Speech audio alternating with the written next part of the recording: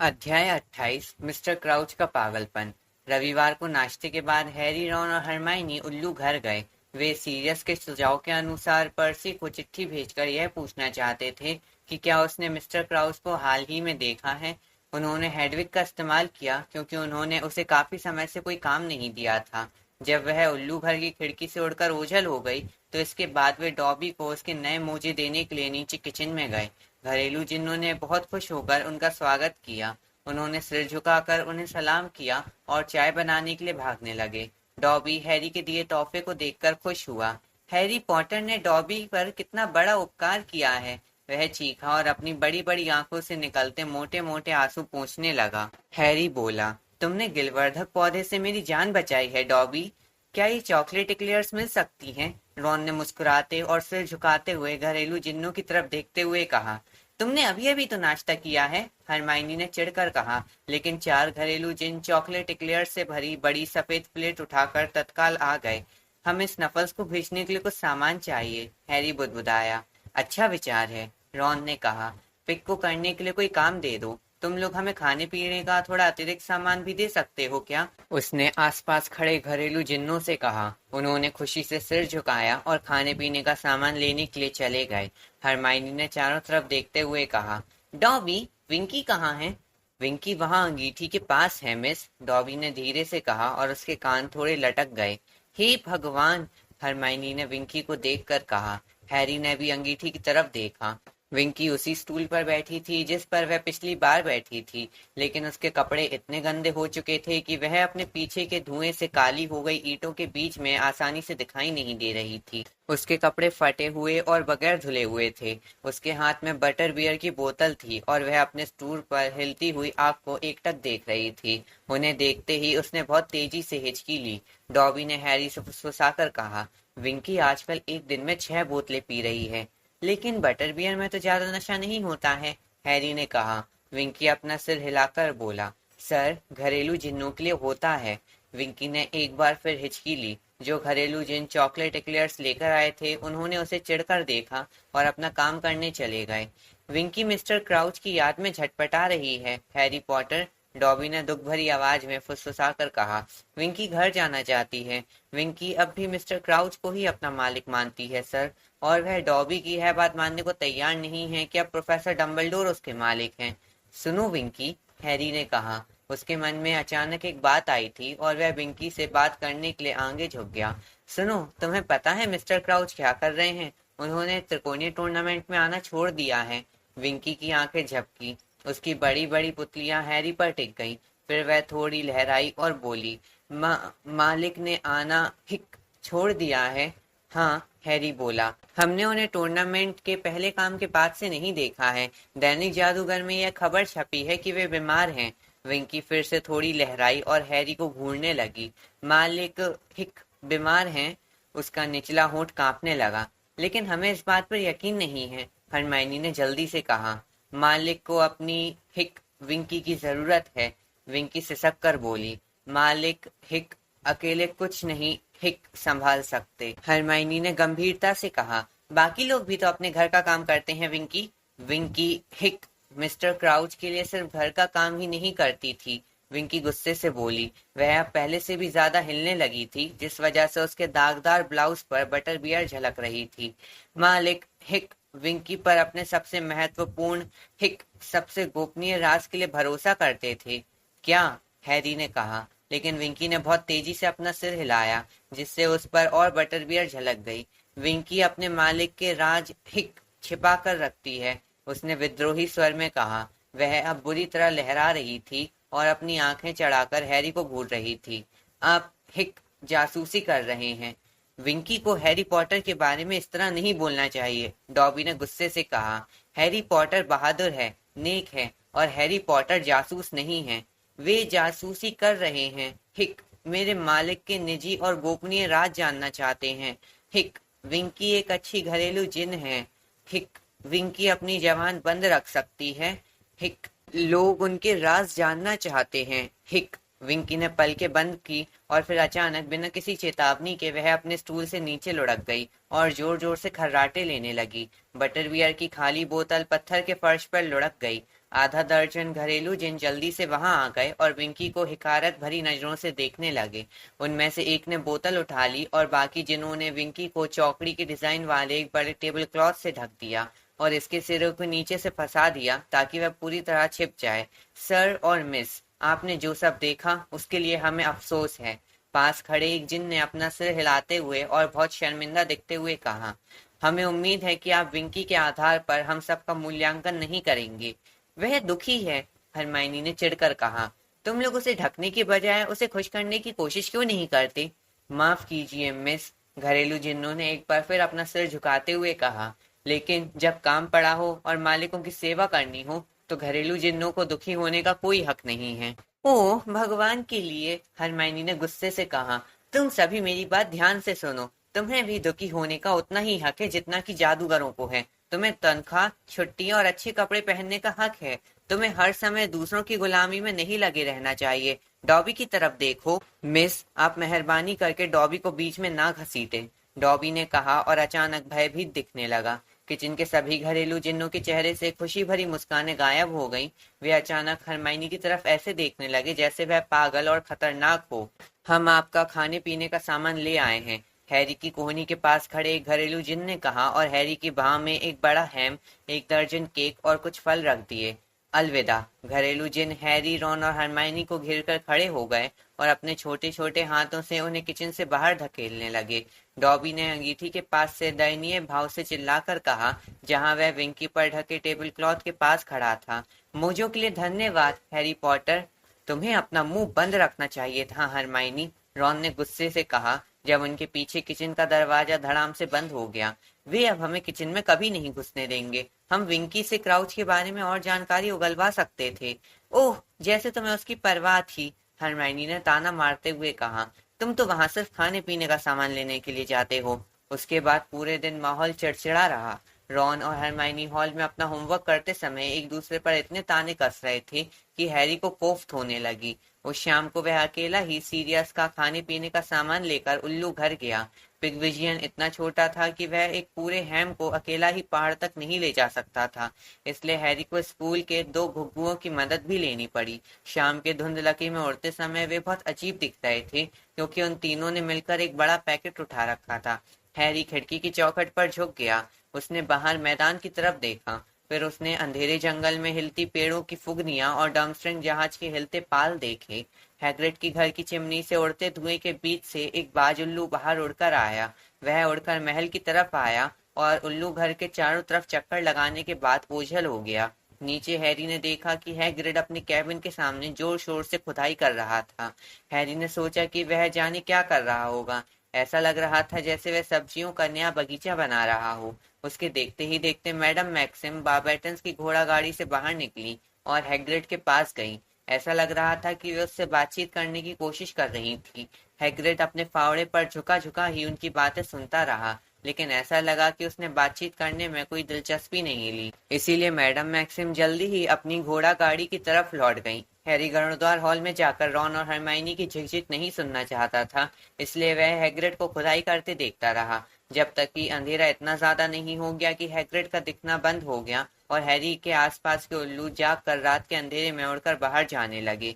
अगले दिन नाश्ते के वक्त तक रॉन और हरमाइनी का बुरा मूड सुधर गया था। हैरी को यह देखकर राहत मिली कि रॉन की बुरी भविष्यवाणी सही साबित नहीं हुई।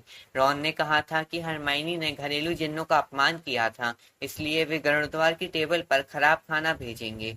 बहरहाल बेकन, अंडे और मछली हमेशा जितने ही अच्छे थे। जब उल्लू डाक लेकर आए तो हरमाइनी ने उत्सुकता से ऊपर देखा।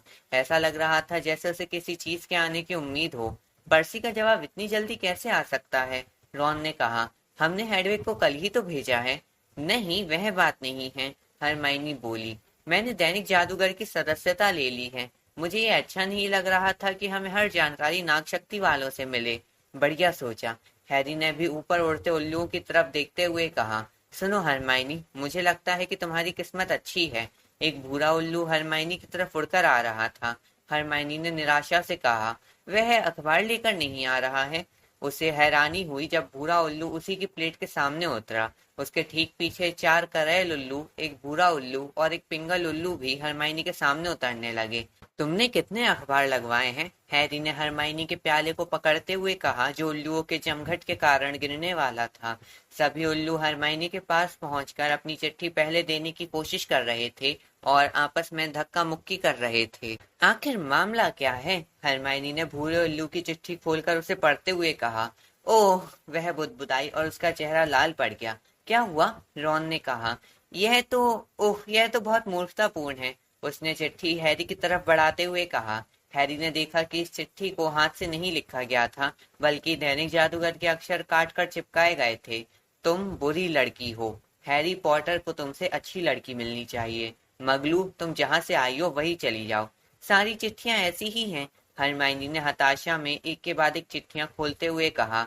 हैरी पॉटर को तुमसे अच्छी लड़की मिलनी चाहिए। तुम्हें तो मेंढक के अंडों में उबलना चाहिए। तुम इसी के काबिल हो। आउच! उसने जैसे ही आखिरी लिफाफा खोला, पेट्रोल जैसी बदबू वाला पीला हरा द्रव उसके हाथों पर गिर गया, जिससे बड़े बड़े लाल फोड़े उभर आए। अमलकंद का शुद्ध रस। रॉन ने लिफाफे को सावधानी से उठाकर सूंघा। ओह, हरमाइनी ने कहा। उसकी आंखों में आंसू आ गए और उसने नैपकिन से अपने हाथ पोंछने की कोशिश की, लेकिन जब तक उसकी उंगलियों पर बहुत बड़े बड़े फोड़े हो चुके थे, ऐसा लग रहा था जैसे उसने मोटे दस्ताने पहन रखे हों। बेहतर होगा कि तुम अस्पताल चली जाओ, हैरी ने कहा, जब हरमाइनी के चारों तरफ के उल्लू उड़ गए। हम प्रोफेसर स्प्राउट को बता देंगे कि तुम अस्पताल गई हो। मैंने उसे चेतावनी दे दी थी, रॉन ने कहा, जब हरमाइनी अपने हाथों को छिपाते हुए बड़े हॉल से बाहर गई। मैंने उसे चेतावनी दे दी थी कि वह रीटा स्कीटर से पंगा ना ले। इसकी तरफ देखो। उसने उन चिट्ठियों में से एक को पढ़ा जिन्हें हरमाइनी पीछे छोड़ गई थी। मैंने साप्ताहिक जादूगरनी में पढ़ा है कि तुम किस तरह हैरी पॉटर को धोखा दे रही हो। उस लड़के ने पहले ही बहुत मुश्किलें झेली हैं। जैसे ही मुझे पर्याप्त बड़ा लिफाफा मिलेगा, मैं तुम्हें अगली डाक से एक बड़ा श्राप भेज दूंगी। ओह, अब उसे बचकर रहना पड़ेगा। हरमाइनी जड़ी बूटी विज्ञान की क्लास में नहीं आई। जब हैरी और रॉन ग्रीन हाउस से निकलकर जादुई प्राणियों की देखभाल की क्लास में जाने लगे, तो उन्होंने देखा कि मैलफॉय, क्रैब और बॉयल महल की पत्थर की सीढ़ियां उतर रहे थे। पेंसी पार्किंसन नागशक्ति की लड़कियों के गैंग के साथ उनके पीछे पीछे खुसुर पुसुर कर रही थी और खिलखिला रही थी। हैरी को देखते ही पेंसी चिल्लाई, पॉटर, क्या तुम्हारी गर्लफ्रेंड से तुम्हारा झगड़ा हो गया? वह नाश्ते के वक्त इतनी परेशान क्यों थी? हैरी ने उसकी बात अनसुनी कर दी। वह उसे यह जानने की संतुष्टि नहीं देना चाहता था कि साप्ताहिक जादूगरनी के लेख ने कितनी मुश्किलें खड़ी कर दी थी। हैग्रिड ने उन्हें पिछली क्लास में बताया था कि अब यूनिकॉर्न का सबक खत्म हो चुका है। वह अपने कैबिन के बाहर उनका इंतजार कर रहा था। उसके पैरों के पास नए संदूक खुले रखे थे। संदूक देखकर हैरी का दिल डूब गया। निश्चित रूप से फिर से तो अग्निडंकों को नहीं पालना पड़ेगा, लेकिन जब वह इतनी पास पहुंच गया कि अंदर देख सके, तो उसने देखा कि उसमें लंबे थूथन वाले रोएदार प्राणी थे, जिनका रंग काला था। उनके अगले पंजे फावड़े की तरह समतल थे। वे विद्यार्थियों की तरफ पलके झपकाकर देख रहे थे और इतने सारे लोगों को देखकर थोड़े हैरान भी लग रहे थे। जब विद्यार्थी चारों तरफ आ गए तो हैग्रिड बोला, ये स्वर्ण खोजी हैं। ये प्राय खदानों में मिलते हैं। उन्हें चमकदार चीजें पसंद है। देखो। एक स्वर्ण खोजी अचानक उछला और उसने पेंसी पार्किंसन की कलाई घड़ी को पकड़ने की कोशिश की। वह चीखते हुए पीछे हट गई। ये खजाना खोजने में बहुत मदद करते हैं, हैग्रिड ने खुशी से कहा। हमने सोचा कि हम तुम्हें आज इनके साथ मौज मस्ती करने देते हैं। वहां देखो। उसने हाल में ही खोदी गई जमीन के बड़े हिस्से की तरफ इशारा किया, जिसे हैरी ने उल्लू घर की खिड़की से उसे खोदते हुए देखा था। हमने वहां सोने के कुछ सिक्के गाड़ दिए हैं। जिसका स्वर्ण खोजी सबसे ज्यादा सिक्के खोद कर लाएगा, हम उसे इनाम देंगे। बस अपना सारा कीमती सामान उतारकर दूर रख दो और एक एक स्वर्ण खोजी चुनकर उसे छोड़ दो। हैरी ने अपनी घड़ी उतार ली, जो वह सिर्फ आदत के कारण पहने था, क्योंकि यह काफी समय पहले ही बंद पड़ गई थी। उसने घड़ी अपनी जेब में रख ली, फिर एक स्वर्ण खोजी उठाया। स्वर्ण खोजी ने अपनी लंबी थूथन हैरी के कान से सटा ली और उत्साह से सूंघने लगा। उसका शरीर सचमुच बहुत मुलायम था। रुको, हैग्रिड ने संदूक की तरफ देखते हुए कहा। यहाँ तो एक स्वर्ण खोजी बचा है। कौन नहीं आया? हरमाइनी कहाँ है? वह अस्पताल गई है, रॉन ने कहा। हैरी बुदबुदाकर बोला, हम पूरी बात बाद में बताएंगे। पेंसी पार्किंसन सुन रही थी। जादुई प्राणियों की देखभाल की क्लास में उन्हें पहले कभी इतना मजा नहीं आया। स्वर्ण खोजी जमीन की मिट्टी में इतनी आसानी से ऊपर नीचे हो रहे थे, जैसे ये मिट्टी नहीं पानी हो। हर स्वर्ण खोजी लौटकर उसी विद्यार्थी के पास आ जाता था जिसने उसे छोड़ा था, और उसके हाथ में सोने के सिक्के डाल देता था। रॉन का स्वर्ण खोजी खास तौर पर कुशल था। उसने जल्दी ही रॉन की गोद सिक्कों से भर दी। क्या इन्हें पाला जा सकता है हैग्रिड? रॉन ने रोमांच से पूछा, जब उसके स्वर्ण खोजी ने एक बार फिर जमीन के अंदर गोता लगाया, जिससे मिट्टी उड़कर उसके दुशाले पर आ गिरी। तुम्हारी मम्मी खुश नहीं होंगी रॉन, हैग्रिड ने मुस्कुराते हुए कहा। स्वर्ण खोजी घर को बर्बाद कर देते हैं। हमें लगता है कि उन्होंने अब तक सारे सिक्के निकाल लिए होंगे। उसने स्वर्ण खोजियों को गोता लगाते देखकर कहा। हमने सिर्फ 100 सिक्के गाड़े थे। लो, हरमाइनी भी आ गई। हरमाइनी घास पार करके उनकी तरफ आ रही थी। उसके हाथों पर मोटी मोटी पट्टियां बंधी थीं और वह बहुत दुखी नजर आ रही थी। पेंसी पार्किंसन उसे उत्सुकता से देख रही थी। चलो, अब हम यह देखते हैं कि तुम लोगों ने कैसा प्रदर्शन किया, हैग्रिड ने कहा। अपने अपने सिक्के गिनो, और सिक्के चुराने से कोई फायदा नहीं होगा गोयल। उसकी बीटल जैसी काली आंखें सिकुड़ गईं। यह माया स्वर्ण है। यह कुछ घंटे बाद गायब हो जाता है। गोयल ने अपनी जेबें खाली कर दी और बहुत चिड़चिड़ा दिखने लगा। गिनती करने पर पता चला कि रॉन का स्वर्ण खोजी सबसे सफल हुआ था, इसलिए हैग्रिड ने उसे पुरस्कार में हनी ड्यूक्स की बहुत बड़ी चॉकलेट दी। मैदान के पार लंच की घंटी बजी। क्लास के बाकी विद्यार्थी महल की तरफ चले गए, लेकिन हैरी, रॉन और हरमाइनी पीछे रुककर स्वर्ण खोजियों को संदूक में रखने में हैग्रिड की मदद करने लगे। हैरी का ध्यान इस तरफ भी गया कि मैडम मैक्सिम अपनी घोड़ा गाड़ी की खिड़की से उन्हें देख रही थी। हैग्रिड ने चिंता से पूछा, तुम्हारे हाथों को क्या हो गया हरमाइनी? हरमाइनी ने हैग्रिड को बताया कि उसे सुबह ढेर सारी नफरत भरी चिट्ठियां मिली थी। उसने उसे अमलकंद के रस के बारे में भी बताया। आह, चिंता मत करो, हैग्रिड ने धीरे से कहा और उसकी तरफ देखा। जब रीटा स्कीटर ने हमारी मम्मी के बारे में लिखा था तो हमें भी ऐसी ही चिट्ठियां मिली थी। तुम एक दानव हो और तुम्हें तो मौत के घाट उतार देना चाहिए। तुम्हारी माँ ने मासूम लोगों को मारा है, और अगर तुम्हें जरा सी भी शर्म होगी तो तुम नदी में कूद कर अपनी जान दे देते। इसी तरह की बातें। नहीं, हरमाइनी ने सदमे में आते हुए कहा। हाँ, हैग्रिड बोला, और उसने स्वर्ण खोजियों के संदूक को अपने कैबिन की दीवार पर रख दिया। लोग ऐसी ही बकवास लिखते हैं हरमाइनी। अब अगर ऐसी चिट्ठियां आए तो उन्हें खोलना ही मत, सीधे आग में डाल देना। तुमसे आज एक बहुत ही अच्छी क्लास छूट गई, हैरी ने हरमाइनी से कहा जब वे महल की तरफ वापस लौटे। स्वर्ण खोजी अच्छे होते हैं, है ना रॉन? बहरहाल रॉन हैग्रिड की दी हुई चॉकलेट को घूर रहा था। वह किसी कारण परेशान लग रहा था। क्या हुआ? हैरी ने कहा। इसका स्वाद गड़बड़ है क्या? नहीं, रॉन बोला। तुमने मुझे सोने के सिक्कों के बारे में पहले क्यों नहीं बताया? कौन से सिक्के? हैरी ने कहा। वे सिक्के जो मैंने तुम्हें क्विडिच वर्ल्ड कप में दिए थे, रॉन बोला। अपनी सर्वदर्शक दूरबीन के बदले में मैंने तुम्हें टॉप बॉक्स में स्वर्ण नर्तकों द्वारा गिराए गए सोने के सिक्के दिए थे। तुमने मुझे उनके बारे में क्यों नहीं बताया? तुमने मुझे क्यों नहीं बताया कि वे गायब हो गए? हैरी को एक पल सोचना पड़ा, तब जाकर उसे याद आया कि रॉन किस बारे में बात कर रहा था। ओह, उसने कहा, और उसे आखिर वह घटना याद आ गई। मुझे पता ही नहीं चला कि वे सिक्के गायब हो गए। मैं अपनी छड़ी गुमने के कारण इतना ज्यादा परेशान था कि सिक्कों के बारे में भूल ही गया। वे सीढ़ियां चढ़कर प्रवेश हॉल में पहुंचे और लंच करने के लिए बड़े हॉल में चले गए। कितनी बढ़िया बात है, रॉन अचानक बोला जब वे बैठ गए और उन्होंने अपनी प्लेट में रोस्ट चिकन व यॉर्कशायर पुडिंग को परोस लिया। इतना पैसा पास में होना कितना बढ़िया है कि मुट्ठी भर सोने के सिक्के गायब होने का पता भी ना चले। सुनो, मेरे दिमाग में उस रात को बहुत सी परेशान करने वाली दूसरी बातें भी थी, हैरी ने अधीरता से कहा। हम सब परेशान थे, याद है? मैं नहीं जानता था कि स्वर्ण नर्तकों के सोने के सिक्के गायब हो जाते हैं, रॉन बुदबुदाया। मुझे लगा था कि मैंने तुम्हारा हिसाब चुकता कर दिया है। तुम्हें क्रिसमस पर मुझे चडली कैनन्स हैट नहीं देना चाहिए था, हैरी ने कहा। उस बात को भूल जाओ, ठीक है? रॉन ने भुने हुए आलू को अपने कांटे से भेद कर और उसकी तरफ गुस्से से घूरते हुए कहा, मुझे गरीबी से सख्त नफरत है। हैरी और हरमाइनी ने एक दूसरे की तरफ देखा। दोनों को ही समझ में नहीं आ रहा था कि क्या कहें। यह बकवास है, रॉन ने कहा, जो अब भी आलू को गुस्से से घूर रहा था। मैं फ्रेड और जॉर्ज को गलत नहीं मानता हूँ कि वे पैसे कमाने की कोशिश कर रहे हैं। काश मैं भी कमा पाता। काश मेरे पास स्वर्ण खोजी होता। अच्छा, अब हमें पता चल गया कि तुम्हें अगले क्रिसमस पर क्या तोहफा देना चाहिए, हरमाइनी ने उत्साह से कहा। लेकिन जब इसके बाद भी रॉन की उदासी दूर नहीं हुई तो वह आगे बोली, छोड़ो भी रॉन, तुम्हारी हालत और खराब हो सकती थी। कम से कम तुम्हारी उंगलियों पर अमलकंद का रस तो नहीं गिरा। हरमाइनी को अपने छुरी कांटे का इस्तेमाल करने में बहुत तकलीफ हो रही थी। उसकी उंगलियां बहुत सूज चुकी थीं और दर्द कर रही थी। मैं उस स्कीटर औरत से नफरत करती हूँ, वह खूंखार आवाज में बोली। मैं उससे बदला लेकर रहूंगी, भले ही यह मेरी जिंदगी का आखिरी काम हो। अगले सप्ताह भी हरमाइनी के लिए नफरत से भरी चिट्ठियां आती रहीं। हालांकि उसने हैग्रिड की सलाह मानते हुए उन्हें नहीं खोला, लेकिन उसके कई अशुभ चिंतकों ने उसे भोंपू भी भेजे। भोंपू गरुड़द्वार की टेबल पर आकर फट जाते थे और उस पर अपमानजनक शब्दों की बौछार कर देते थे, जिन्हें पूरे हॉल में बैठे लोग सुनते थे। जो लोग साप्ताहिक जादूगर नहीं पढ़ते थे, अब तक उन्हें भी पता चल गया था कि हैरी, क्रम, हरमाइनी का प्रेम त्रिकोण क्या था। हैरी लोगों को यह बताते बताते थक गया था कि हरमाइनी उसकी गर्लफ्रेंड नहीं है। अगर हम नजरअंदाज कर देंगे तो यह खबर अपने आप ठंडी पड़ जाएगी, उसने हरमाइनी से कहा।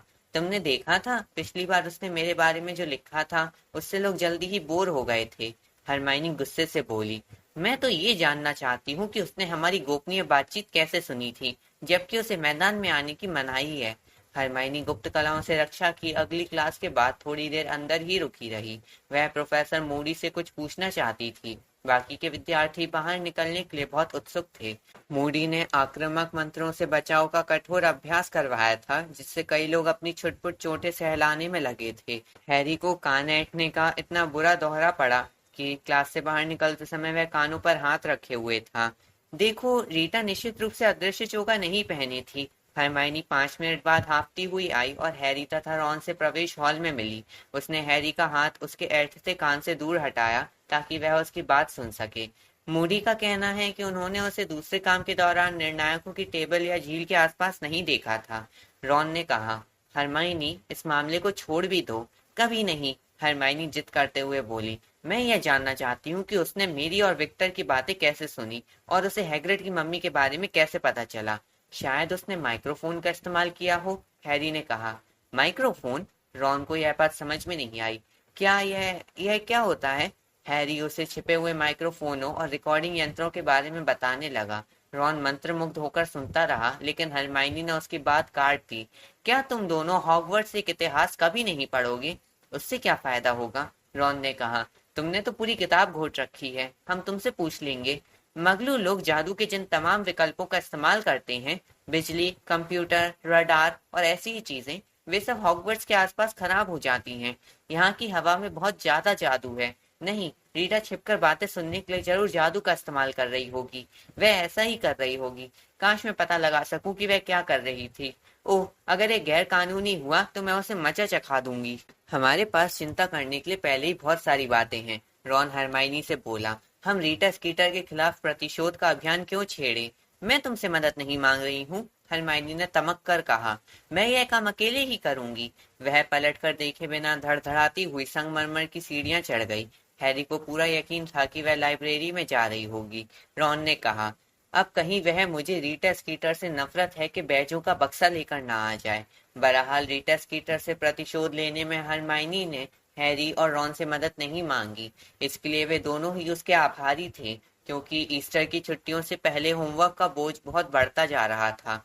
हैरी इस बात पर बहुत हैरान था कि हरमाइनी अपने होमवर्क के साथ साथ छिपकर सुनने के जादुई तरीकों पर शोध कैसे कर रही थी। हैरी तो दिन रात अपने होमवर्क को पूरा करने में ही जुटा रहता था। हालांकि वह नियमित रूप से सीरियस के लिए पहाड़ की गुफा तक खाने पीने का सामान भी भेज रहा था। पिछली गर्मियों के बाद वह अच्छी तरह जान चुका था कि लगातार भूखा रहना कैसा होता है। उसने सीरियस को खाने पीने के सामान के साथ चिट्ठियां भी भेजी। इन चिट्ठियों में उसने उसे बताया कि सब कुछ सामान्य था और पर्सी का जवाब अभी तक नहीं आया था। हेडविग ईस्टर की छुट्टियां खत्म होने पर ही लौटी। पर्सी की चिट्ठी मिसेस वीजली के भेजे ईस्टर अंडों के पैकेट के साथ आई। हैरी और रॉन के अंडे ड्रैगन के अंडों जितने बड़े थे और उनमें घर पर बनी टॉफी भरी थी। बहरहाल हरमाइनी का अंडा मुर्गी के अंडे से भी छोटा था। उसे देखते ही हरमाइनी का चेहरा उतर गया। उसने धीरे से पूछा, रॉन, कहीं तुम्हारी मम्मी साप्ताहिक जादूगरनी तो नहीं पढ़ती हैं? हाँ, रॉन ने कहा, जिसके मुंह में टॉफी भरी थी। उन्होंने व्यंजन विधियों के लिए उसे लगा रखा है। हरमाइनी ने अपने छोटे अंडे की तरफ दुख से देखा। हैरी ने उससे जल्दी से पूछा, क्या तुम यह नहीं जानना चाहती कि पर्सी ने क्या लिखा है? पर्सी की चिट्ठी छोटी और चिढ़ से भरी हुई थी। जैसा कि मैं दैनिक जादूगर को लगातार बता रहा हूँ, मिस्टर क्राउच अभी छुट्टी मना रहे हैं, जिसका उन्हें पूरा हक है। वे उल्लुओं के माध्यम से लगातार निर्देश भेज रहे हैं। नहीं, मैंने उन्हें नहीं देखा। लेकिन मुझे लगता है कि मैं अपने बॉस की हैंडराइटिंग समझ सकता हूँ। मेरे पास इन मूर्खतापूर्ण अफवाहों का खंडन करने के अलावा भी बहुत से काम है। जब तक कोई बहुत जरूरी बात ना हो, तब तक मेहरबानी करके मुझे दोबारा परेशान मत करना। Happy Easter. गर्मी का टर्म शुरू होने का आमतौर पर यह मतलब होता कि हैरी उस मौसम के आखिरी क्विडिच मैच की जमकर प्रैक्टिस कर रहा होगा, लेकिन इस साल उसे त्रिकोणीय टूर्नामेंट के तीसरे और आखिरी काम की तैयारी करनी थी। लेकिन उसे अभी तक यह नहीं मालूम था कि उसे क्या करना होगा। बहरहाल मई के आखिरी सप्ताह में प्रोफेसर मैकगोनागल ने उसे रूप परिवर्तन की क्लास के बाद रोक लिया। उन्होंने उससे कहा, तुम्हें आज रात को 9 बजे क्विडिच पिच पर जाना है पॉटर। मिस्टर बैगमैन वहां पर चैंपियनों को तीसरे काम के बारे में बताएंगे। इसलिए उस रात को 8:30 बजे हैरी ने गरुड़द्वार के हॉल में रॉन और हरमाइनी से विदा ली और सीढ़ियां उतर गया। जब वह प्रवेश हॉल को पार कर रहा था तो सेड्रिक मेहनत कश के हॉल से आ रहा था। तुम्हें क्या लगता है तीसरा काम क्या होगा? उसने हैरी से पूछा, जब वे साथ साथ पत्थर की सीढ़ियां उतरकर बादलों से भरी रात में बाहर निकले।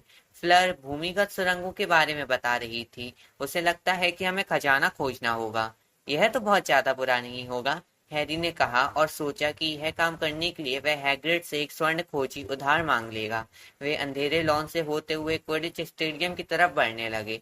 दर्शक दीर्घा के बीच की जगह से निकलकर वे पिच तक पहुंच गए। उन्होंने इसका क्या हाल कर दिया, सेड्रिक ने गुस्से से कहा और एकदम रुक गया। क्विडिच पिच अब समतल और सपाट नहीं थी। ऐसा लग रहा था जैसे किसी ने पूरी पिच पर लंबी नीची दीवारें बना दी थी, जो हर दिशा में घूम रही थी और एक दूसरे को काटती जा रही थी। ये तो बागड़ की दीवारें हैं, हैरी ने सबसे करीबी दीवार को गौर से देखते हुए कहा। हेलो, एक खुशनुमा आवाज सुनाई दी। लूडो बैगमैन पिच के बीच में क्रम और फ्लर के साथ खड़े थे। हैरी और सेड्रिक बागड़ की दीवारों को लांघते हुए उनकी तरफ गए। जब हैरी पास पहुंचा तो फ्लर ने उसे मुस्कुराकर देखा। जब से हैरी ने उसकी बहन को झील से बाहर निकाला था, तब से उसके प्रति फ्लर का व्यवहार बिल्कुल ही बदल गया था। तो तुम्हें क्या लगता है? बैगमैन ने कहा जब हैरी और सेड्रिक ने आखिरी बागड़ की दीवार लांघी। पौधों की दीवारें अच्छी तरह बड़ी हो रही हैं, है ना? 1 महीने बाद देखना, तब तक हैग्रिड उन्हें 20 फुट ऊंचा कर देगा। फिर उनकी नजर हैरी और सेड्रिक के उदास चेहरों पर पड़ी और वे मुस्कुराते हुए बोले, चिंता मत करो, जब काम पूरा हो जाएगा तो तुम्हारी क्विडिच पिच बिल्कुल सामान्य हो जाएगी। मुझे लगता है तुम लोगों ने अंदाजा लगा लिया होगा कि हम यहाँ क्या बना रहे हैं। कोई भी एक पल तक कुछ नहीं बोला। फिर क्रम बुदबुदाया, भूल भुलैया? सही कहा, बैगमैन बोले, भूल भुलैया। तीसरा काम दरअसल बिल्कुल सीधा साधा है। त्रिकोणीय टूर्नामेंट का कप भूल भुलैया के बीचों बीच रखा रहेगा। जो चैंपियन इसे सबसे पहले छुएगा उसे पूरे नंबर मिलेंगे। हमें सिर्फ भूल भुलैया को पार करना होगा? फ्लर ने पूछा। नहीं, उसमें बाधाएं भी होंगी, बैगमैन ने खुशी से उछलते हुए कहा। हैग्रिड कई जानवर रखने वाला है। इसके अलावा बहुत से मंत्र भी होंगे जिन्हें तोड़ना होगा। इसी तरह की कई चीजें होंगी। जो चैंपियन अब तक सबसे आगे हैं उन्हें भूल भुलैया में सबसे पहले जाने का मौका मिलेगा। बैगमैन ने हैरी और सेड्रिक की तरफ मुस्कुराते हुए कहा। फिर मिस्टर क्रम जाएंगे, फिर मिस डेलाकॉर। लेकिन तुम सबके पास जीतने का मौका रहेगा। सब कुछ इस बात पर निर्भर करेगा कि तुम लोग बाधाओं से कितनी अच्छी तरह निपटते हो। इसमें मजा आएगा, है ना? हैरी अच्छी तरह जानता था कि हैग्रिड इस तरह की घटना के लिए कैसे जानवर रखेगा। उसे कतई उम्मीद नहीं थी कि इसमें जरा भी मजा आएगा। बहरहाल उसने भी बाकी चैंपियनों की तरह अपना सिर हिला दिया। बहुत बढ़िया। अब अगर तुम में से किसी को कोई सवाल नहीं पूछना हो तो हम महल की तरफ लौट चलते हैं, ठीक है? बाहर थोड़ी ठंड है। जब सभी चैंपियन भूल भुलैया की दीवारों से बाहर जाने लगे तो बैगमैन जल्दी से हैरी के साथ चल दिए। हैरी को लग रहा था कि बैगमैन एक बार फिर उसकी मदद करने का प्रस्ताव रखने वाले हैं, लेकिन तभी क्रम ने हैरी के कंधे पर हाथ रख दिया। क्या हम बात कर सकते हैं? हाँ हाँ, क्यों नहीं, हैरी ने थोड़ी हैरानी से कहा। क्या तुम मेरे साथ पैदल चलोगे? ठीक है, हैरी ने उत्सुकता से कहा। बैगमैन थोड़े परेशान होकर बोले, हैरी, मैं तुम्हारा इंतजार करता हूँ, ठीक है? नहीं, कोई दिक्कत नहीं है मिस्टर बैगमैन, हैरी ने अपनी मुस्कान रोकते हुए कहा। मुझे महल का रास्ता मालूम है, मैं अपने आप वहां पहुंच सकता हूँ, धन्यवाद। हैरी और क्रम एक साथ स्टेडियम से बाहर निकले, लेकिन क्रम उसे डॉर्मस्ट्रेंग के जहाज की दिशा में नहीं ले गया। इसके बजाय वह जंगल की तरफ चलने लगा। हैग्रिड के कैबिन और बारबेटन्स की घोड़ा गाड़ी के पास से गुजरते समय हैरी ने पूछा, हम इस तरफ क्यों जा रहे हैं? मैं नहीं चाहता कि कोई हमारी बात सुन ले, क्रम ने जवाब दिया। जब आखिरकार वे बारबेटन्स की घोड़ों के हाथे से थोड़ी दूरी पर खुली जगह में पहुंच गए तो क्रम पेड़ों की छाया में रुक गया और हैरी की तरफ मुड़ा। उसने गुस्से में कहा, मैं यह जानना चाहता हूँ कि तुम्हारे और हरमाइनी के बीच में क्या चल रहा है। हैरी को क्रम की गोपनीय अंदाज से ऐसा लग रहा था कि मामला इससे ज्यादा गंभीर होगा। उसने क्रम की तरफ हैरानी से घूरा। कुछ नहीं, उसने कहा, लेकिन क्रम अब भी उसकी तरफ गुस्से से घूर रहा था। हैरी को अचानक एक बार फिर यह एहसास हुआ कि क्रम कितना लंबा और बड़ा है, इसलिए उसने अपनी बात को विस्तार से कहा। हम लोग दोस्त हैं। वह मेरी गर्लफ्रेंड नहीं है और कभी थी भी नहीं। उस स्कीटर औरत ने तो मनगढ़ंत बातें लिखी हैं। हरमाइनी तुम्हारे बारे में अक्सर बातें करती है। क्रम ने हैरी को शक से देखते हुए कहा। हाँ, हैरी बोला, क्योंकि हम दोस्त हैं। उसे बिल्कुल यकीन नहीं हो रहा था कि वह विक्टर क्रम के साथ यह बातचीत कर रहा था, जो मशहूर अंतरराष्ट्रीय क्विडिच खिलाड़ी था। ऐसा लग रहा था जैसे 18 साल का क्रम उसे अपनी बराबरी का वास्तविक प्रतिद्वंदी मान रहा हो। तुमने उसे कभी नहीं, हैरी ने बहुत सख्ती से कहा। क्रम थोड़ा खुश दिखने लगा। उसने हैरी को कुछ पल तक घूरा, फिर बोला, तुम जादुई झाड़ू पर अच्छा ओढ़ लेते हो। मैंने तुम्हारा पहला काम देखा था। धन्यवाद, हैरी ने खुलकर मुस्कुराते हुए कहा और अचानक खुद को ज्यादा लंबा महसूस करने लगा। मैंने भी तुम्हें क्विडिच वर्ल्ड कप में देखा था। शदम छलावा, तुम गजब के। लेकिन तभी क्रम के पीछे पेड़ों में कोई चीज हिली। हैरी को जंगल में मंडराने वाली चीजों का अनुभव था, इसलिए उसने तत्काल क्रम की बाह पकड़ी और उसे अपनी तरफ खींच लिया। क्या हुआ? हैरी ने अपना सिर हिलाया और उस तरफ देखा जहां उसने हलचल देखी थी। उसने अपना हाथ अपने दुशाले के भीतर डालकर अपनी छड़ी निकाल ली। अगले ही पल बलूत के ऊंचे पेड़ के पीछे से एक आदमी लड़खड़ाता हुआ बाहर निकला। एक पल के लिए तो हैरी उसे पहचान नहीं पाया। फिर उसे एहसास हुआ कि ये तो मिस्टर क्राउच थे। ऐसा लग रहा था जैसे मिस्टर क्राउच कई दिनों से यात्रा कर रहे थे। उनके दुशालों के घुटने फटे और खून से सने हुए थे। उनके चेहरे पर खरोंचें थीं। उनकी दाढ़ी बड़ी हुई और भूरी थी। उनके बालों और मूंछों दोनों को ही धोने और तराशने की जरूरत थी। बहरहाल उनकी हरकतें उनके हुलिये से भी ज्यादा अजीब थी। बुदबुदाते और इशारा करते हुए मिस्टर क्राउच किसी ऐसे आदमी से बातें करने लगे थे जो सिर्फ उन्हें ही दिखाई दे रहा था। उन्हें देखकर हैरी को उस आवारा बूढ़े की याद आई जिसे उसने एक बार डर्सली परिवार के साथ शॉपिंग करते वक्त देखा था।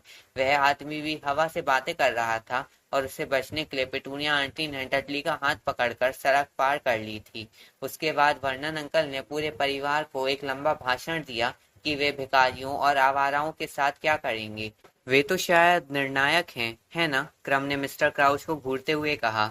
वे तो शायद तुम्हारे मंत्रालय में हैं। हैरी ने सिर हिलाया, एक पल झिझका और फिर धीरे धीरे मिस्टर क्राउच की तरफ बढ़ा। वे हैरी को नहीं देख पाए और पास वाले पेड़ से बातें करने में लगे रहे। वेदरबी, और जब तुम यह काम कर लो तो डंबलडोर को एक उल्लू भेजकर यह बता देना कि डर्मस्ट्रैंग के कितने विद्यार्थी टूर्नामेंट में भाग लेंगे। कारक्रॉफ्ट ने हाल ही में खबर भिजवाई है कि 12 विद्यार्थियों को लेकर वे आ रहे हैं। मिस्टर क्राउच, हैरी ने सावधानी से कहा, और फिर मैडम मैक्सिम को भी एक उल्लू भेज देना। जब उन्हें यह पता चलेगा कि कारक्रॉफ्ट 12 विद्यार्थियों को लेकर आ रहे हैं तो शायद वे अपने विद्यार्थियों की संख्या बढ़ाना चाहेंगी। यह काम कर दो वेदरबी, ठीक है? ठीक है। मिस्टर क्राउच की आंखें बाहर निकल पड़ रही थी। वे पेड़ को घूर कर देखते रहे और बड़बड़ाते रहे। फिर वे लड़खड़ाए और घुटनों के बल बैठ गए। मिस्टर क्राउच, हैरी ने जोर से कहा, आप ठीक तो हैं?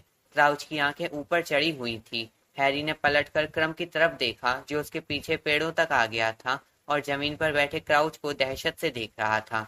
उनके साथ क्या गड़बड़ हो गई? क्या पता, हैरी बुदबुदाया। सुनो, तुम जाकर किसी को बुला लाओ। डंबलडोर, मिस्टर क्राउच ने सांस खींचते हुए कहा। उन्होंने हाथ बढ़ाकर हैरी का दुशाला पकड़कर उसे पास खींचा। हालांकि उनकी आंखें हैरी को नहीं बल्कि उसके सिर के ऊपर से दूसरी तरफ देख रही थी। मुझे जरूरत है, मिलना है डंबलडोर से। ठीक है, हैरी बोला। उठिए तो सही मिस्टर क्राउच, हम सीधे डंबलडोर के पास। मैंने मूर्खतापूर्ण काम किया है, मिस्टर क्राउच सांस खींचते हुए बोले। वे सचमुच पागल लग रहे थे।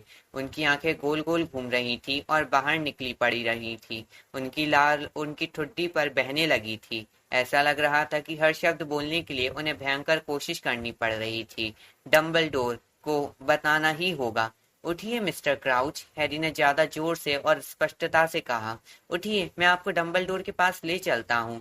मिस्टर क्राउच की आंखें हैरी पर पड़ी। तुम कौन? उन्होंने फुसफुसाकर कहा। मैं स्कूल का विद्यार्थी हूँ, हैरी ने कहा और क्रम की तरफ मदद के लिए देखा, लेकिन बुरी तरह घबराया हुआ क्रम पीछे ही रुका रहा।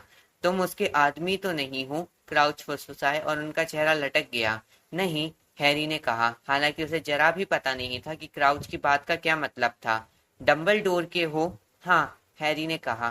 क्राउच उसे अपने और करीब खींचने लगे। हैरी ने अपने दुशाले को क्राउच से छुड़ाने की कोशिश की, लेकिन उन्होंने उसे बहुत कसकर पकड़ रखा था। डंबलडोर को चेतावनी दे दो। मैं डंबलडोर को बुलाकर लाता हूँ, लेकिन आप मुझे छोड़ें तो सही, हैरी ने कहा। मुझे छोड़ दें मिस्टर क्राउच, मैं उन्हें बुलाकर लाता हूँ। धन्यवाद बेदरवी, और जब तुम यह काम कर लो तो मैं एक कप चाय पीना चाहूंगा। मेरी पत्नी और बेटा कुछ ही समय में आने वाले हैं। हमें आज रात को मिस्टर और मिसेस फच के साथ एक संगीत समारोह में जाना है। क्राउच एक पेड़ से दोबारा धारा प्रभाव बोलने लगे थे और इस बात से अभिज्ञ थे कि हैरी वहां था। यह देखकर हैरी को इतनी हैरानी हुई कि उसे पता ही नहीं चला कि क्राउच उसे छोड़ चुके थे। हाँ, मेरे बेटे को हाल ही में 12 OWL मिले हैं। बहुत संतोषजनक हैं, है ना? हाँ हाँ, धन्यवाद, मुझे बहुत गर्व है। अब अगर तुम जादू मंत्री एंडोरन का मेमो ले आओ, मैं उसका जवाब लिख देता हूँ। तुम यहीं पर उनके साथ रुको, हैरी ने क्रम से कहा। मैं डंबलडोर को बुलाकर लाता हूँ। मेरे जाने से काम जल्दी हो जाएगा। मैं जानता हूँ कि उनका ऑफिस कहाँ है। वे तो पागल हो गए हैं, क्रम ने संदेह से क्राउच की तरफ घूरते हुए कहा, जो अब भी पेड़ से बातें करने में लगे थे और यह मान रहे थे कि वहां पेड़ नहीं बल्कि पर्सी खड़ा है। बस उनके साथ रहो, हैरी ने उठते हुए कहा, लेकिन उसके हिलते ही मिस्टर क्राउच भी हरकत में आ गए। उन्होंने हैरी के घुटनों को पकड़ लिया और उसे दोबारा जमीन पर खींच लिया। मुझे छोड़कर मत जाओ, वे फुसफुसाए और उनकी आंखें एक बार फिर बाहर निकलने लगी। मैं बचकर भागा हूँ। चेतावनी देनी होगी, बताना ही होगा, डंबलडोर से मिलना होगा। मेरी गलती, सब मेरी गलती। बर्था मर गई, मेरी गलती। मेरा बेटा, मेरी गलती। डंबलडोर को बताना होगा। हैरी पॉटर, शैतानी शहंशाह, पहले से ज्यादा ताकतवर, मेरी गलती। Harry Potter. मिस्टर क्राउच, आप मुझे छोड़ें तो सही, मैं डंबलडोर को बुलाकर लाता हूँ, हैरी बोला। उसने क्रम की तरफ पलटकर देखा और गुस्से से बोला, मेरी मदद तो करो। बहुत डरते डरते क्रम आगे बढ़ा और मिस्टर क्राउच के पास बैठ गया। उन्हें यहीं पर रोक कर रखना, हैरी ने मिस्टर क्राउच की पकड़ से छूटते हुए कहा। मैं डंबलडोर को लेकर आता हूँ, जल्दी करना, क्रम ने पीछे से कहा जब हैरी जंगल से दूर भागकर अंधेरे मैदान की तरफ जा रहा था। मैदान खाली था। बैगमैन, सेड्रिक और फ्लर गायब हो चुके थे। हैरी पत्थर की सीढ़ियों पर धड़धड़ाता हुआ चढ़ा, दरवाजे से अंदर घुसा, संगमरमर की सीढ़ियां चढ़ा और दूसरी मंजिल पर पहुंच गया। 5 मिनट बाद वह एक भयंकर जानवर की मूर्ति की तरफ भाग रहा था, जो एक खाली गलियारे में आधी दूरी पर बनी हुई थी। उसने हाँफते हुए कहा, शरबत लेमन। यह डंबलडोर के ऑफिस तक जाने वाली छिपी हुई सीढ़ियों का पासवर्ड था, या कम से कम 2 साल पहले तो था। बहरहाल ऐसा लगता था कि पासवर्ड बदल गया था, क्योंकि भयंकर जानवर की मूर्ति एक तरफ नहीं हटी, बल्कि उसी तरह खड़ी रही और हैरी को बुरी नजरों से घूरती रही। हेलो, हैरी चिल्लाया, चलो भी। लेकिन हॉगवर्ट्स में कोई चीज कभी सिर्फ चिल्लाने से नहीं हिलती थी। वह जानता था कि इससे कोई फायदा नहीं होना था। उसने अंधेरे गलियारे में दोनों तरफ देखा, शायद डंबलडोर स्टाफ रूम में हो। वह पूरी तेजी से सीढ़ियों की तरफ भागने लगा। पॉटर, हैरी लगभग फिसलते हुए रुक गया और चारों तरफ देखने लगा। स्नेप अभी अभी भयंकर जानवर के पत्थर की मूर्ति के पीछे छिपे हुए सीढ़ियों से बाहर निकले थे। जब उन्होंने हैरी को इशारा करके अपनी तरफ बुलाया तो दीवार बंद हो रही थी। उन्होंने पूछा, तुम यहाँ क्या कर रहे हो पॉटर? मुझे प्रोफेसर डंबलडोर से मिलना है, हैरी ने गलियारे में दोबारा पलटकर भागते हुए और स्नेप के सामने रुकते हुए कहा। मुझे मिस्टर क्राउच के बारे में बताना है। वे अभी अभी आए हैं, वे जंगल में हैं, वे डंबलडोर से मिलना चाहते हैं।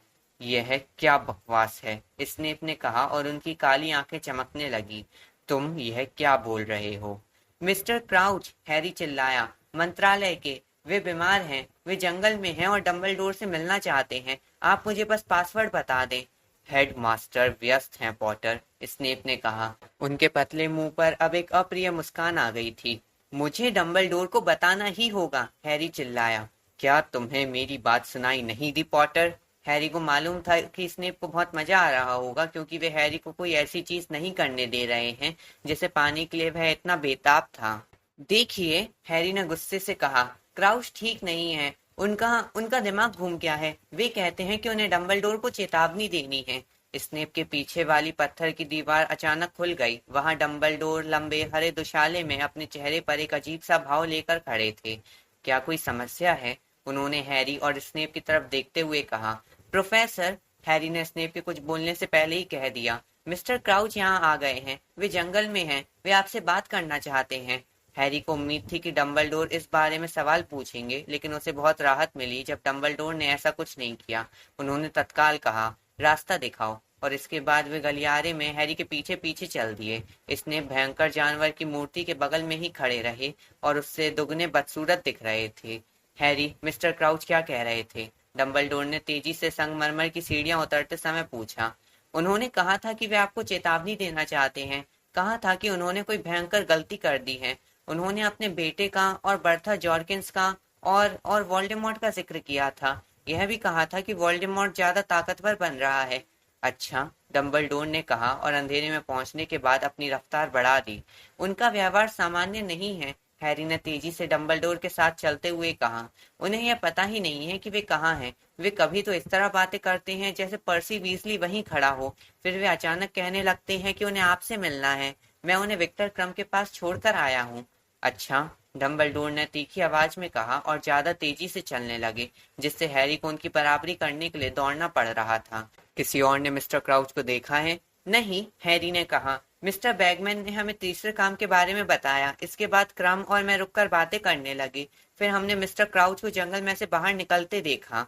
जब अंधेरे में बॉबैटन्स की घोड़ा गाड़ी दिखी तो डंबलडोर ने पूछा, वे कहाँ हैं? यहाँ पर, हैरी ने डंबलडोर के सामने आते हुए और पेड़ों के बीच से रास्ता दिखाते हुए कहा। उन्हें क्राउच की आवाज सुनाई नहीं दे रही थी, लेकिन हैरी को पूरा यकीन था कि वह जगह बॉबैटन्स की घोड़ा गाड़ी से ज्यादा दूर नहीं थी। यहीं कहीं होगी। विक्टर, हैरी चिल्लाया। किसी ने जवाब नहीं दिया। वे यहीं थे, हैरी ने डंबलडोर से कहा। निश्चित रूप से आसपास ही होंगे। प्रकाशित भाव, डंबलडोर ने कहा और अपनी छड़ी जलाकर ऊपर उठा ली। इसकी सक्रिय रोशनी काले पेड़ों के तनों पर पड़ी और जमीन को रोशन करने लगी, और फिर यह दो पैरों पर पड़ी। हैरी और डंबलडोर जल्दी से आगे बढ़े। क्रम जंगल की जमीन पर पसरा हुआ था। वह बेहोश लग रहा था। मिस्टर क्राउच का नामो निशान नहीं दिख रहा था। डंबलडोर क्रम के ऊपर झुके और धीरे से उसकी एक पलक खोली। उसे स्तब्ध कर दिया गया है, उन्होंने धीरे से कहा, और उनकी छड़ी की रोशनी में उनका आधे चांद के आकार का चश्मा चमक रहा था। उन्होंने आसपास के पेड़ों की तरफ देखा। क्या मैं जाकर किसी और को बुला लाऊं? हैरी ने कहा। मैडम प्रॉम्फ्री को? नहीं, डंबलडोर ने जल्दी से कहा। यहीं रुको। उन्होंने अपनी छड़ी हवा में उठाई और उसकी नोक हैग्रिड के कैबिन की तरफ कर दी। हैरी ने देखा कि उसमें से कोई सफेद चीज बाहर निकली और भूताह पक्षी की तरह पेड़ों के बीच से उड़कर जाने लगी। फिर डंबलडोर दोबारा क्रम के ऊपर झुके, अपनी छड़ी उसकी तरफ की और बुदबुदाए, सजीवो। क्रम ने अपनी आंखें खोली। वह भौचक्का दिखने लगा। डंबलडोर को देखते ही उसने उठकर बैठने की कोशिश की, लेकिन डंबलडोर ने उसके कंधे पर अपना एक हाथ रखकर उसे लिटाए रखा। उन्होंने मुझ पर हमला कर दिया, क्रम बुदबुदाया, और उसने अपना एक हाथ अपने सिर पर रख लिया। उस पागल आदमी ने मुझ पर हमला कर दिया। मैं जब पलटकर यह देखने लगा कि पॉटर कहाँ चला गया है, तो उन्होंने पीछे से हमला कर दिया। एक पल के लिए खामोश लेटे रहो, डंबलडोर ने कहा। उन्हें तेज तेज कदमों की आवाज सुनाई दे रही थी। हैग्रिड हाँफता हुआ आ रहा था। फैंग उसके पीछे पीछे था। हैग्रिड अपना बड़ा धनुष साथ लेकर आया था। प्रोफेसर डंबलडोर, उसने आंखें फैलाकर कहा। हैरी, क्या? हैग्रिड, मैं चाहता हूं कि तुम जाकर प्रोफेसर कारक्रॉफ्ट को बुला लाओ, डंबलडोर ने कहा। उनके विद्यार्थी पर हमला हुआ है। इसके बाद मेहरबानी करके प्रोफेसर मूडी को भी खबर कर दो। उसकी कोई जरूरत नहीं है, डंबलडोर, एक गुर्राहट भरी आवाज आई। मैं आ गया हूँ। मूडी उनकी तरफ लंगड़ाते हुए आ रहे थे। उनकी जादुई छड़ी प्रकाशित थी और वे अपनी छड़ी पर टिके हुए थे। कम वक्त टांग, उन्होंने गुस्से से कहा, वरना यहाँ जल्दी पहुंच गया होता। क्या हुआ? स्नेप ने क्राउच के बारे में बताया था। क्राउच? हैग्रिड ने सूनेपन से कहा। कार्ल क्रॉफ्ट को बुलाकर लाओ, हैग्रिड, डंबलडोर ने तीखी आवाज में कहा। ओह हाँ, बिल्कुल प्रोफेसर, हैग्रिड ने कहा। वह मुड़ा और अंधेरे में पेड़ों में गायब हो गया। फैंग उसके पीछे चला गया। मैं नहीं जानता कि बार्टी क्राउच कहाँ है, डंबलडोर ने मूडी से कहा, लेकिन हमें उन्हें ढूंढना ही होगा। मैं यह काम कर देता हूँ, मूडी गुर्राए। उन्होंने अपनी छड़ी बाहर निकाली और लंगड़ाते हुए जंगल में चल दिए। डंबलडोर और हैरी तब तक कुछ नहीं बोले जब तक कि उन्हें हैग्रिड और फैंग के लौटने की आवाज सुनाई नहीं दी। कारक्रॉफ्ट उनके पीछे जल्दी जल्दी आ रहे थे। उन्होंने चिकने सफेद फर का दुशाला पहन रखा था और उनका चेहरा पीला और परेशान दिख रहा था। यह क्या है? वे चिल्लाए जब उन्होंने क्रम को जमीन पर पड़े देखा और डंबलडोर तथा हैरी को उनके पास खड़े देखा। क्या हो रहा है? क्रम ने अब बैठकर अपना सिर मलते हुए कहा। किसी ने मुझ पर हमला कर दिया था, मिस्टर क्राउच या जो भी उनका नाम था। क्राउच ने तुम पर हमला किया? क्राउच ने तुम पर हमला किया? त्रिकोणीय टूर्नामेंट के निर्णायक ने? कारक्रॉफ, डंबलडोर ने बोलना शुरू किया, लेकिन कारक्रॉफ ने खड़े होकर अपने दुशाले को कसकर पकड़ लिया और आग बबूला दिखने लगा। धोखा, वे गरजे और डंबलडोर की तरफ इशारा किया। यह एक साजिश है। तुम और तुम्हारे जादू मंत्रालय ने मुझसे झूठे वादे करके यहाँ आने का प्रलोभन दिया था डंबलडोर। यह बराबरी की प्रतियोगिता नहीं है। पहले तो तुमने धोखे से नाबालिग पॉटर को टूर्नामेंट में शामिल करवाया। अब मंत्रालय के तुम्हारे दोस्त ने मेरे चैंपियन को घायल करके टूर्नामेंट से बाहर करने की कोशिश की। मुझे इस पूरे मामले में धोखाधड़ी और भ्रष्टाचार की बू आ रही है। और डंबलडोर, तुम अंतरराष्ट्रीय जादुई सौहार्द विभाग की बातें करते हो, आपसी संबंधों को मजबूत करने की बात कर रहे थे, पुराने मतभेदों को भुलाने की बात कर रहे थे। देखो, मैं तुम्हारे बारे में यह सोचता हूँ। कारक्रॉफ्ट ने डंबलडोर के पैरों के पास जमीन पर थूक दिया। एक तेज कदम बढ़ाकर हैग्रिड ने कारक्रॉफ्ट के दुशाले का सामने वाला हिस्सा पकड़कर उन्हें हवा में उठा दिया और पास वाले पेड़ों से टिका दिया। माफी मांगो, हैग्रिड गुर्राया जब कारक्रॉफ्ट ने अपनी सांस ठीक करने की कोशिश की। हैग्रिड की बड़ी मुट्ठी उनके गले पर थी और उनके पैर हवा में लटक रहे थे। हैग्रिड, नहीं, डंबलडोर चिल्लाए, उनकी आंखें जल रही थी। हैग्रिड ने अपना वह हाथ हटा लिया जिससे वह कारक्रॉफ्ट को पेड़ से टिकाए था। कारक्रॉफ्ट तने पर खिसकते हुए पेड़ों की जड़ पर गिर पड़े। उनके सिर पर कुछ टहनियां और पत्तियों की बारिश हो गई। हैग्रिड, मेहरबानी करके हैरी को महल तक ले जाओ, डंबलडोर ने सख्त आवाज में कहा। तेजी से सांस लेते हुए हैग्रिड ने कारक्रॉफ्ट की तरफ गुस्से से देखा। शायद बेहतर यही होगा कि मैं यहीं रुक जाऊं, हेडमास्टर। तुम हैरी को स्कूल लेकर जाओ, हैग्रिड, डंबलडोर ने सख्ती से दोहराया। सीधे उसे गणद्वार के हॉल तक छोड़कर आओ। और हैरी, मैं चाहता हूं कि तुम वहीं रुको। तुम जो भी काम करना चाहते हो, तुम जो भी उल्लू भेजना चाहते हो, वह सुबह तक इंतजार कर सकता है। तुम मेरी बात समझ गए? हाँ, हैरी ने उन्हें घूरते हुए कहा। डंबलडोर ने यह कैसे जान लिया कि उस पल वह यही सोच रहा था कि पिग्विजियन को सीरियस के पास भेजकर उसे सारी बात बता देगा। हम फैंग को यहीं आपके पास छोड़ जाते हैं, हेडमास्टर, हैग्रिड ने कहा और खतरनाक अंदाज में कारक्रॉफ्ट को घूरा, जो पेड़ के नीचे अपने दुशाले और जड़ों में उलझे हुए थे। फैंग, यहीं रुकना। चलो हैरी। वे खामोशी से बारबैटन्स की घोड़ा गाड़ी के पास से होते हुए महल की तरफ चल दिए। उसकी हिम्मत कैसे हुई, हैग्रिड गुर्राया जब वे झील के पास से गुजरे। उनकी हिम्मत कैसे हुई कि वह डंबलडोर पर आरोप लगाए? जैसे डंबलडोर ऐसा काम कर सकते हैं, जैसे डंबलडोर चाहते थे कि तुम टूर्नामेंट में हिस्सा लो। वे बहुत चिंतित थे। हमने उन्हें पहले कभी इतना चिंतित नहीं देखा। और तुम, हैग्रिड अचानक गुस्से में हैरी से बोला, जो इस बात से हैरान रह गया, तुम उस बेहुदा क्रम के साथ जंगल के पास क्या कर रहे थे? वह डर्मस्ट्रैंग का है हैरी, वह तुम्हें मंत्र पढ़कर नुकसान पहुंचा सकता था। क्या मूडी से तुमने कुछ नहीं सीखा? जरा सोचो तो सही, वह तुम्हें बरगलाकर अपने साथ अकेला ले गया। क्रम अच्छा है, हैरी ने कहा जब वे प्रवेश हॉल की सीढ़ियां चढ़े। वह मुझ पर मंत्र पढ़कर हमला नहीं करना चाहता था, वह तो सिर्फ हरमाइनी के बारे में बात करना चाहता था। हम हरमाइनी से भी बात करेंगे, हैग्रिड ने गंभीरता से सीढ़ियों पर पैर पटकते हुए कहा। तुम लोग इन विदेशियों के साथ जितने कम संपर्क में रहोगे उतने ही ज्यादा खुश रहोगे। कोई भी विदेशी भरोसे के काबिल नहीं है। तुम्हारी तो मैडम मैक्सिम के साथ अच्छी पटरी बैठती है, हैरी ने चिढ़कर कहा। तुम हमसे उसके बारे में बात मत करो, हैग्रिड बोला और एक पल के लिए तो वह डरावना दिखने लगा। अब हम उसकी हकीकत जान चुके हैं। दोबारा हमारा दिल जीतने की कोशिश कर रही थी। वह चाहती थी कि हम उसे बता दें कि तीसरे काम में क्या क्या बाधाएं आने वाली हैं। हाँ, इनमें से किसी भी विदेशी पर भरोसा नहीं किया जा सकता। हैग्रिड इतने बुरे मूड में था कि हैरी को मोटी औरत की तस्वीर के सामने उससे विदा लेकर खुशी हुई। वह तस्वीर के छेद में से निकलकर हॉल में घुस गया और जल्दी से उस कोने की तरफ बढ़ने लगा जहां रॉन और हरमाइनी बैठे हुए थे। वह उन्हें सारी घटनाओं के बारे में जानकारी देने के लिए बेताब था।